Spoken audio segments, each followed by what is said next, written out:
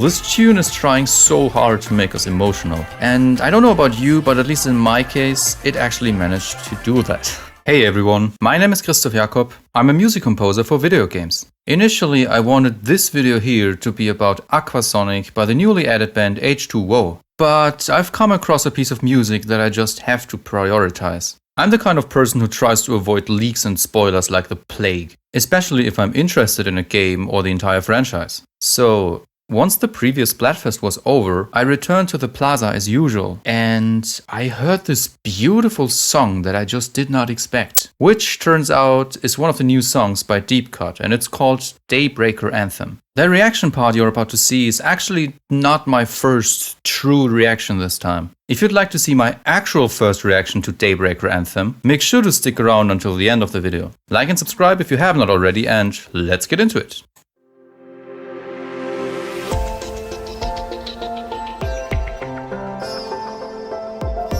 Instantly sounds like credits music. Very bittersweet sounding.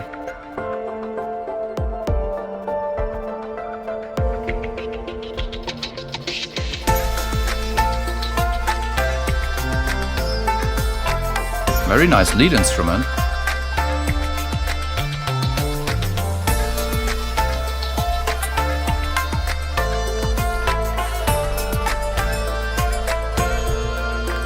Love those vibes.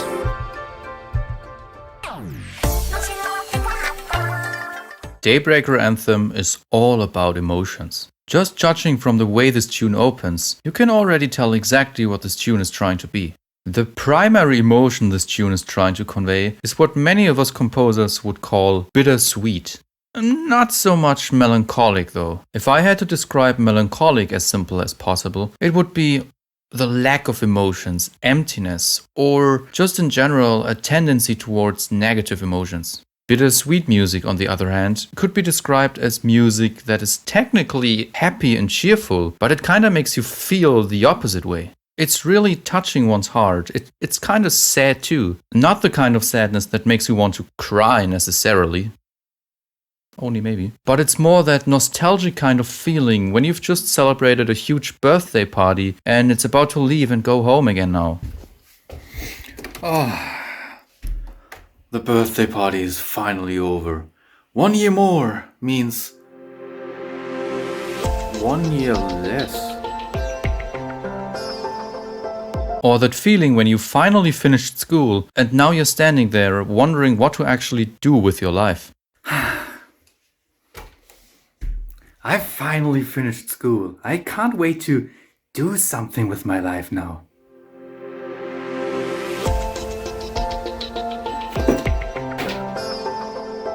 I'm gonna go to bed. Or that moment you notice that side order is probably delayed. You're both sad that you can't play it yet, but at the same time you're kinda happy because you still got something to look forward to. We still didn't get any news, but that means I can make fun of the devs later. And Daybreaker Anthem excels at getting that kind of reaction from us. The Splatfest is over, you've had fun with your friends, or alone, or just in general being part of this special event. But all things must come to an end eventually. Did you have fun? Do you think that your time playing this game was well spent? Think about it. Musically speaking, Daybreaker Anthem makes use of a lot of interesting and also sometimes unusual elements here and there. This intro part is all about setting the right mood first, and it's doing so by primarily focusing on the chords and establishing a main melody.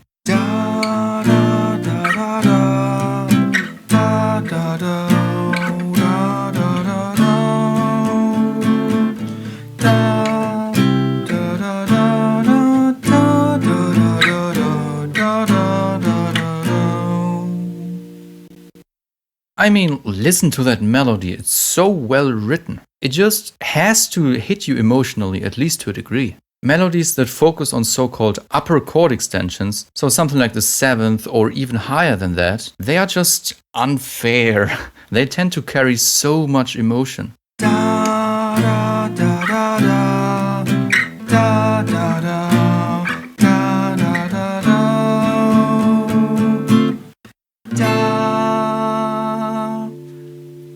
What an awesome chord! The bass is playing this note, and the melody is singing this note, which is only a half tone below the bass note. And this is exactly what makes this chord sound so awesome. One thing I really like is that hi-hat kind of instrument. Could also be maracas, or to be honest, it's probably just some sort of synth effects preset from Omnisphere. This sound is a combination of an effect where you slowly roll off or cut off frequencies of a sound. This is called, cut-off frequency, because musicians tend to be quite efficient sometimes. And the other half is called resonance, basically to add some sparkle and shimmer here and there.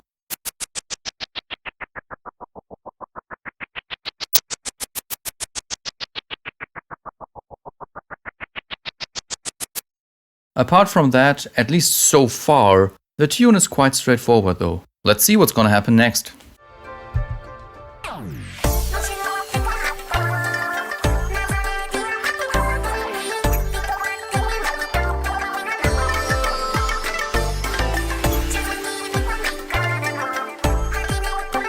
I always like Fry's parts.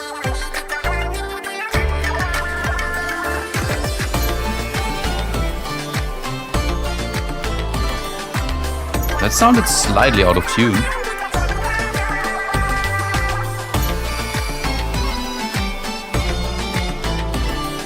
That sounded even more out of tune.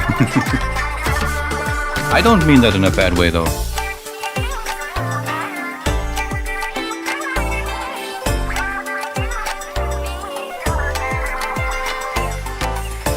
I said it before, but this just sounds like the perfect credits song.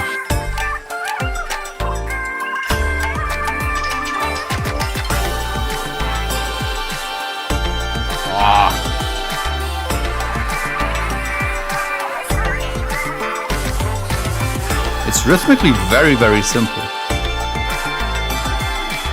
But that's good, I'd say.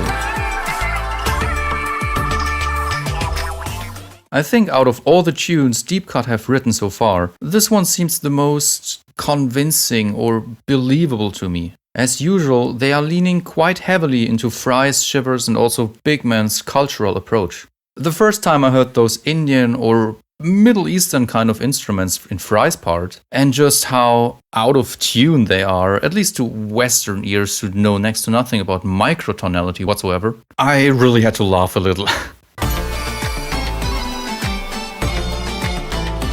The chords did not really change that much, and spoiler, they aren't gonna change that much overall. I feel like you need a specific and fairly small set of chords, selected with a lot of thought behind it though, if you want to write music that sounds bittersweet. And honestly, I've said it during my reaction, this sounds more like a credits theme than some actual credits themes. The chords go roughly like this. There is one surprise chord in particular that may sound intriguing to you, even if you don't really know why.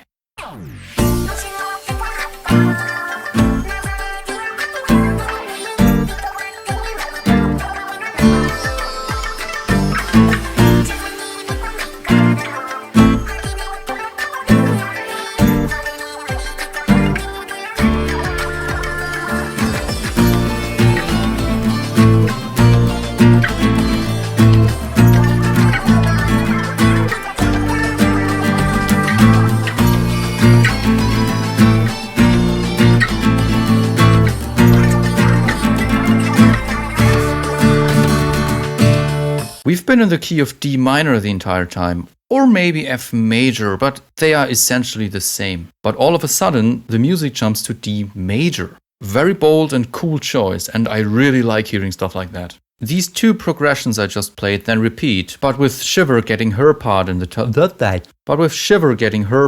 spotlight. I mean, it has always been like that in Deep Cut's music. Fry gets her part, Shiver gets her part, Big Man is also there.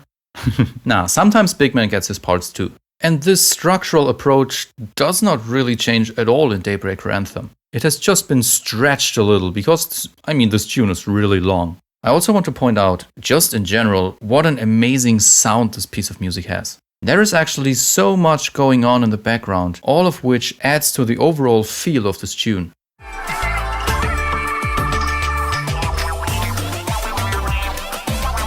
Right, now it changes for the first time.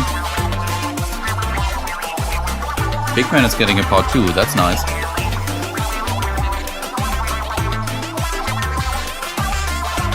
I feel like it's gonna explode.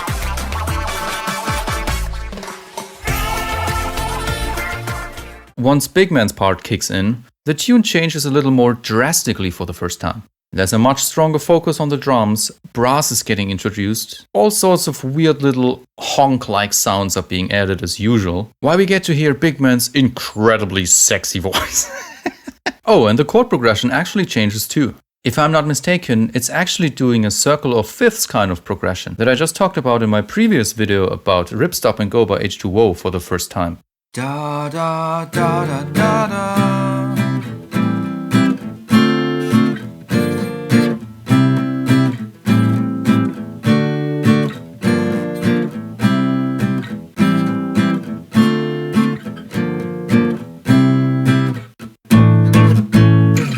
These kinds of progressions, where every chord is a fifth away from the previous chord, is actually quite common in Japanese music, and I wish it was a little more common in Western music, because it just sounds so awesome to my ears. And in a lot of cases, if you're stuck and you don't know how to continue a piece of music, using a circle of fifths kind of progression is like a quick and simple fix that might also give you some new inspirations along the way. I learned how to play acoustic guitar.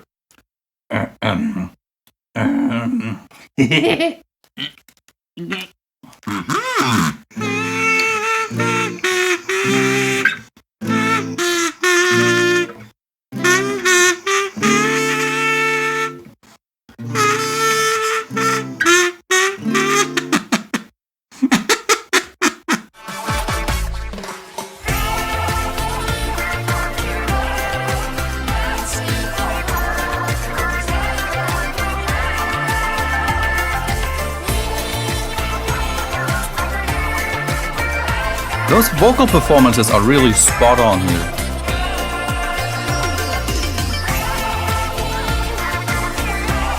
I just love bittersweet music. Music that's happy, but it makes you feel the opposite.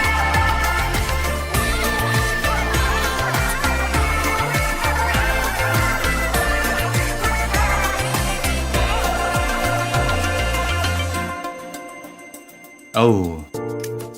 We are already more than 2 minutes into this tune, but at least to me it doesn't feel like that at all. The very bittersweet chord progression from the intro sequence is reappearing, but this time Shiver, Fry and a Big Man choir are singing the melody. I think the only real change compared to the intro section is the very first chord, which used to be an F with A in the bass, sometimes also just referred to as F over A, but here it seems to be an actual full F major chord, which actually helps give it that little bit more oomph.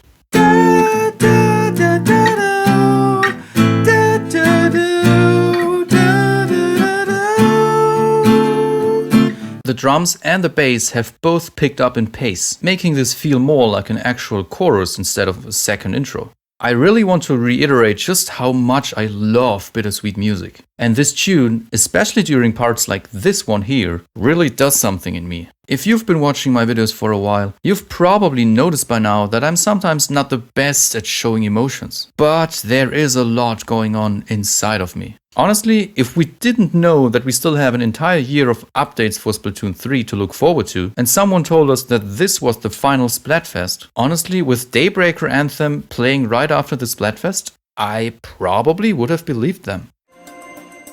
Oh.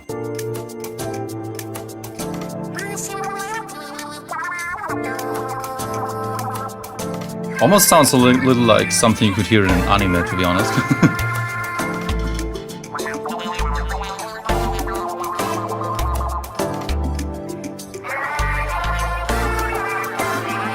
Anarchy Rainbow. Awesome. Fits in there perfectly.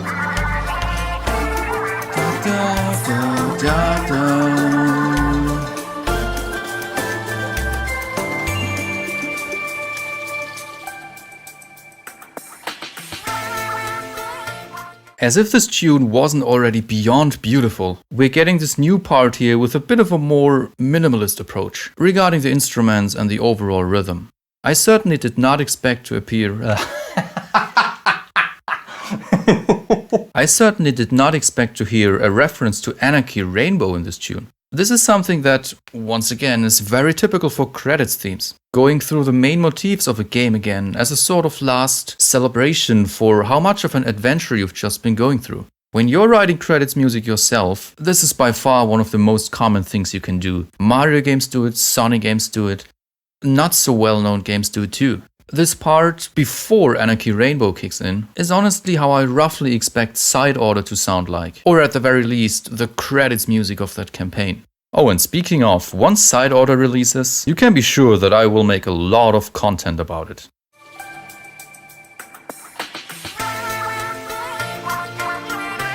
Still not looping, I think.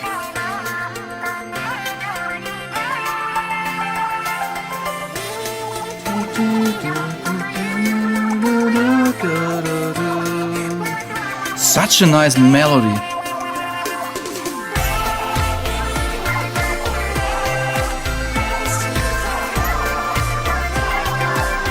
That's not how you play drums, whatever.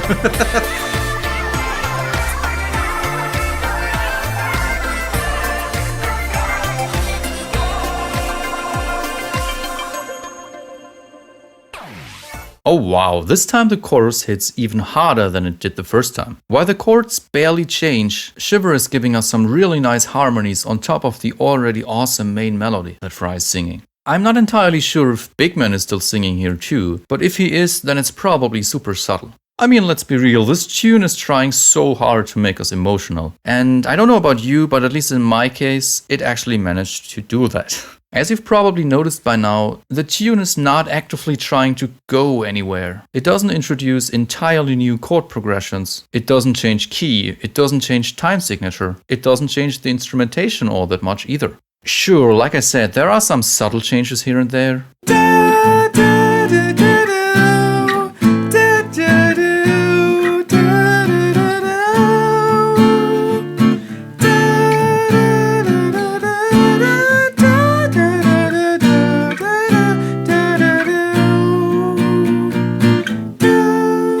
But its main purpose is to convey this sense of bittersweetness, more and more and more. When I heard this tune for the first time, once the Splatfest was over, I actually just stood there, or in real life I just sat there on my chair for probably an entire hour, while not really doing anything.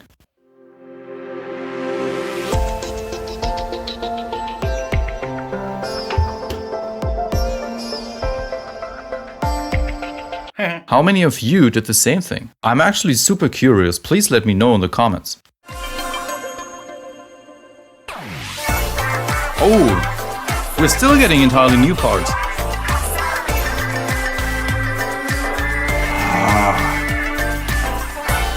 I have such a soft spot for melancholic and not so much melancholic but bittersweet music.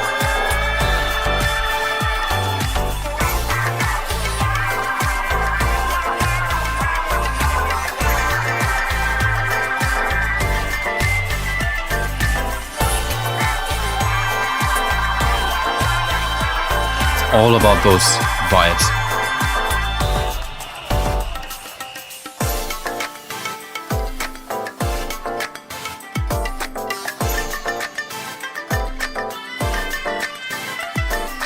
To be honest, I think this is my favorite tune by Deep Cut so far. Pretty sure.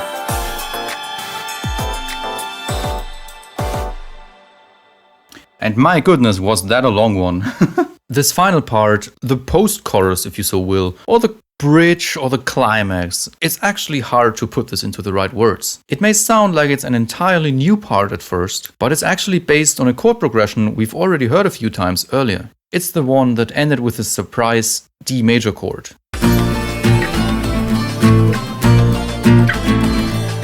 There's not really that much I can say about this final part that hasn't already been said, except... Man, I just love Splatoon so much. Thanks for watching. Like this video and subscribe if you have not already. Follow me on my socials, join my Discord server, or check out some of my music. If you'd like to hear some of my own Splatoon-inspired music, check out Splash or Splash 2. I also have a band called 2 Meeps now. I founded this band together with Tronix, who was part of all the Hip Campus and Ikari songs on both the Splash albums. Links to all of that in the description, and thank you so much. I'll see you all next time.